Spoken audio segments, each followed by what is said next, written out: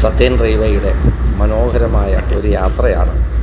അനന്തപുരിയിൽ നിന്ന് നമ്മൾ കൊല്ലം വഴി ആലപ്പുഴ വഴി തീരദേശ റെയിൽവേയിലൂടെ നമ്മൾ പാലക്കാടേക്ക് എത്തപ്പെടുന്നതിന് മുമ്പുള്ള ഒരു ദീർഘയാത്രയുടെ സ്ഥലങ്ങൾ. ഇത് നമുക്ക് തീരദേശ റെയിൽവേ നൽകിയ ഒരു പ്രകൃതി രമണീയമായ കാഴ്ചയാണ്.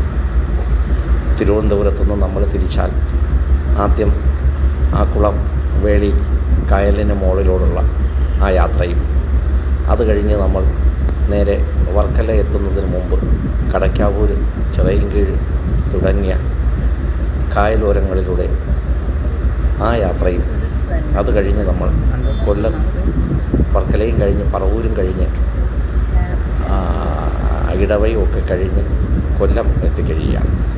കൊല്ലത്ത് നിന്ന് നേരെ നമ്മൾ ആലപ്പുഴയ്ക്ക് പോകുമ്പോൾ ആ യാത്ര എന്തൊരു കണ്ണിന് ഇമ്പമുള്ളതും ആ കാഴ്ചകളുമൊക്കെ കണ്ട് മനോഹരമായി നമ്മൾ ആലപ്പുഴയും കഴിഞ്ഞ് എറണാകുളം സൗത്തിലോ നോർത്തിലോ ഒക്കെ എത്തുന്നത് വരെ ഒരു പ്രത്യേക അനുഭവമായിരിക്കും. മനസ്സിൽ കാഴ്ചകൾ കാണാൻ താല്പര്യമുള്ളവരുടെ യാത്ര എന്ന് നമ്മൾ മനസ്സിലാക്കാം. അത്രയും പ്രകൃതി രമണീയമാണ് ഈ തീരദേശ റെയിൽവേയുടെ